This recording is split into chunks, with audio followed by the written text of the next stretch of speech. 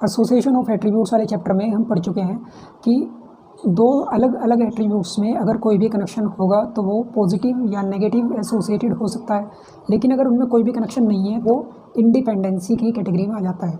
लेकिन यहाँ पे क्वेश्चन ये आता है कि अगर उन दोनों में कोई भी कनेक्शन है और वो नेगेटिव या पॉजिटिव है तो क्या वो सच में ही किसी भी रिलेशन की बात कर रहा है, यानी उनके बीच में जो एक एसोसिएशन हम बता रहे हैं क्या वो सच में एसोसिएशन है, या हमने जो डेटा इकट्ठा किया था, हमने जो भी इन्फॉर्मेशन कलेक्ट की थी उस इन्फॉर्मेशन को कलेक्ट करने में कोई प्रॉब्लम आ गई, या कोई इन्फॉर्मेशन जो हम लेना चाहते थे वो हमें इन्फॉर्मेशन सही से नहीं मिल पाई, जिसकी वजह से हमारे आंसर जो है वो एक्चुअल से अलग आ गया है।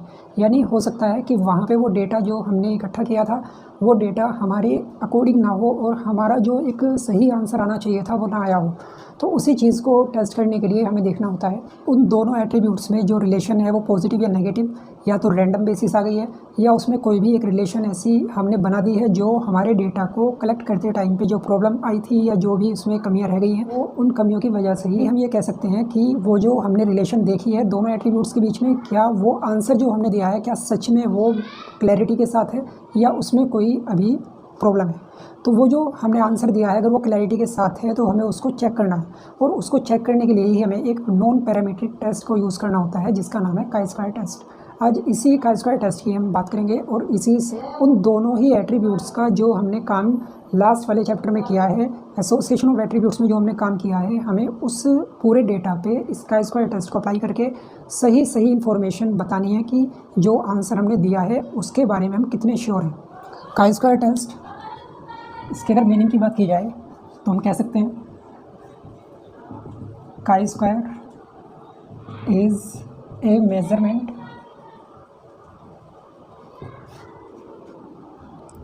Of difference between actual and expected data.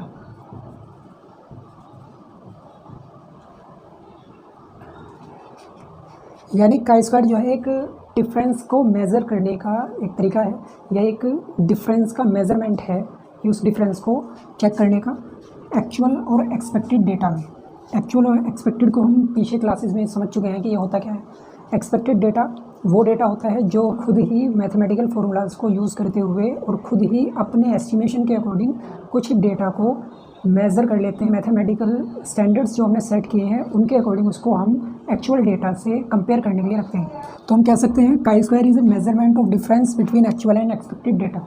जो भी डेटा हमारे पास है उस एक्चुअल डेटा में और एक्सपेक्टेड डेटा में जो भी डिफरेंसेस हैं उनको मेज़र करने की टेक्निक ही होती है chi-square।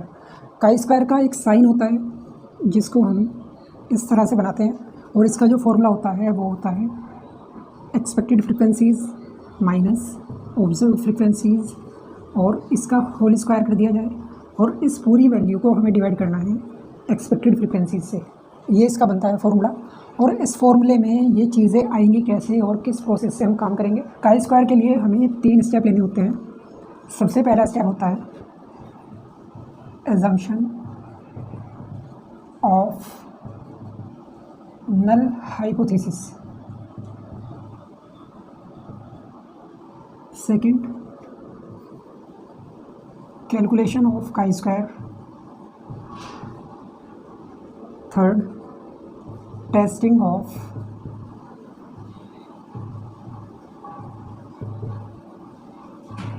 हाइपोथेसिस। ये 3 चीज़ें हो जाती हैं।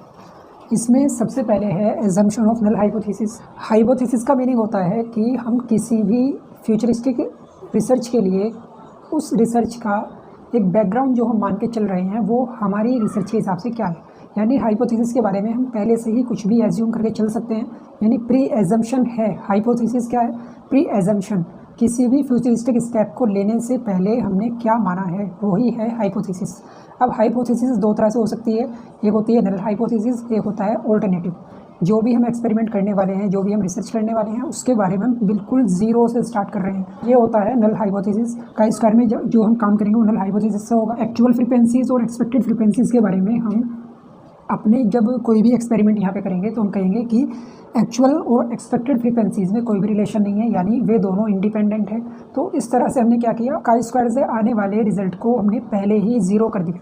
हमने कह दिया कि एक्चुअल और एक्सपेक्टेड फ्रीक्वेंसीज में कोई भी रिलेशन नहीं है।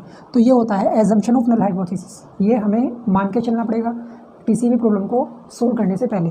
सेकंड होता है कैलकुलेशन ऑफ का स्क्वायर। कैलकुलेशन ऑफ का स्क्वायर के लिए हमें ये फॉर्मूला दिया गया है, ये सेकंड वाला स्टेप इससे हो जाएगा। इसके बाद जो एक आंसर आएगा फिर उसको हमें करना है टेस्टिंग ऑफ हाइपोथेसिस। जो हमने हाइपोथेसिस मान के चले थे उसके लिए हमें एक टेस्ट करना होगा, टेस्ट करना है। उसका एक तरीका क्या है, उसके लिए हम क्या स्टेप लेंगे, चलिए इसको सीखते हैं। कैलकुलेशन ऑफ का स्क्वायर हो जाने के बाद जो हमारा आंसर आएगा उसे हम कंपेयर करेंगे अपनी हाइपोथेसिस से। इसी को कहते हैं टेस्टिंग ऑफ हाइपोथेसिस। अब टेस्टिंग ऑफ हाइपोथेसिस कैसे होगी, इसके लिए हमें दो चीज़ों का ध्यान रखना पड़ेगा।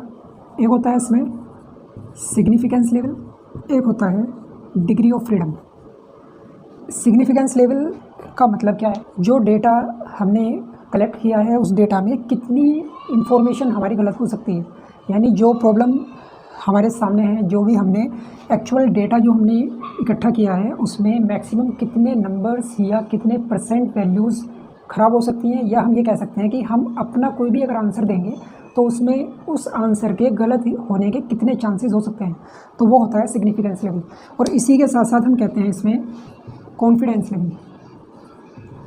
कॉन्फिडेंस लेवल, अब ये दोनों मिल जाने के बाद होता है 100%। यानी अगर मैंने कहा कि 95% चांसेस हैं कि आज बारिश होनी है, तो इसका मतलब ये हुआ है कि मुझे कॉन्फिडेंस है कि 95% चांसेस हैं कि आज बारिश हो जाएगी, और मेरी उस बात के गलत होने के चांसेस हैं सिग्निफिकेंस लेवल जो बचेगा 5%।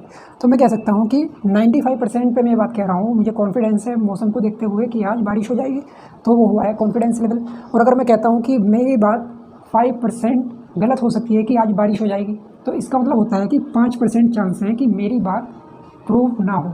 तो ये होता है सिग्निफिकेंस लेवल और कॉन्फिडेंस लेवल, जिसका टोटल हो जाता है 100%। अब बात आती है इसमें degree of freedom. Degree of freedom में आता है एक बेस है इसका C-1 into R-1। C is equal to column और R is equal to row. जो डेटा हमारे पास होगा उसमें कितने कॉलम और रोज हैं उसके हिसाब से हम अपना डिग्री ऑफ फ्रीडम कैलकुलेट कर सकते हैं। इसके लिए क्या तरीका हो सकता है, यानी डिग्री ऑफ फ्रीडम का मीनिंग क्या है, तो इसको हम एक एग्जांपल से समझ सकते हैं कि मान लीजिए अगर मेरे पास नंबर ऑफ़ यूनिट्स हैं 100 यूनिट्स, और उसमें से मैंने 5 अलग अलग लोगों को वो यूनिट्स डिस्ट्रीब्यूट कर दी हैं, जिसमें से 5 जो लोग हैं वो हैं A, B, C, D और E। तो मैंने कहा कि मैंने A को उन 100 में से 20 यूनिट्स दी हैं, B को मैंने 30 दी हैं, C को मैंने 10 दी हैं और D को मैंने 15 दी है। अगर मैंने इस तरह से इन्फॉर्मेशन दी है तो अब मुझे ये इन्फॉर्मेशन लेनी है कि मैंने E को कितनी यूनिट्स दी हैं। तो यहाँ से अगर मुझे ये पता हो कि टोटल यूनिट्स 100 हो सकती हैं, जो कि मैं बता चुका हूँ, तो अब मैं कह सकता हूँ कि मेरे पास जो टोटल यूनिट्स थी मैंने 5 अलग अलग पर्सनस को डिस्ट्रीब्यूट कर दी है, जिसमें से 4 पर्सनस की इन्फॉर्मेशन मेरे पास है, तो वो इन्फॉर्मेशन है 75 यूनिट्स। तो मैं कह सकता हूँ कि अगर मुझसे कोई पूछे कि ई को मैंने कितनी यूनिट्स दी हैं तो वो हो जाएंगी 25। कैसे पता चलेगा कि मैं इन चारों को टोटल करके 100 में से लेस कर दूँगा तो लास्ट वाली वैल्यू मेरी आ जाएगी। इसी तरह से डिग्री ऑफ फ्रीडम से कॉलम और रोज में से 1 वैल्यू माइनस करके जो बचता है वो डिग्री ऑफ फ्रीडम आ जाता है। और डिग्री ऑफ फ्रीडम के लिए हमें जो इन्फॉर्मेशन दी जाएगी उसके अकॉर्डिंग हम काम करेंगे। उसके लिए हमें वो प्रॉब्लम जो भी देगा क्वेश्चन के अंदर वैसे ही काम करके डिग्री ऑफ फ्रीडम को कैलकुलेट किया जाएगा। इसके बाद आता है कि अगर जो एक्चुअल डेटा हमारा था, जो इन्फॉर्मेशन एक्चुअल में इन्फॉर्मेशन जो हमने इकट्ठी की है और एक्सपेक्टेड, उनको कंपेयर करने की बात आती है। कंपेयर हम कर लेंगे, फॉर्मूले वैल्यू रख लेंगे, उस डेटा को हम कलेक्ट करेंगे, उसके बाद एक्सपेक्टेड डेटा से कंपेयर करेंगे। और उसके साथ साथ अब जो लास्ट में हमारी टेस्टिंग ऑफ हाइपोथेसिस की बात आती है तो वहाँ पे 2 चीज़ें निकल के आती हैं। टेस्टिंग ऑफ हाइपोथेसिस के बाद 2 चीज़ें बचती हैं, एक्चुअल वैल्यू ऑफ का स्क्वायर या कैलकुलेटेड वैल्यू, इसे हम कैलकुलेटेड वैल्यू भी कह सकते हैं, और दूसरी होती है टेबल वैल्यू।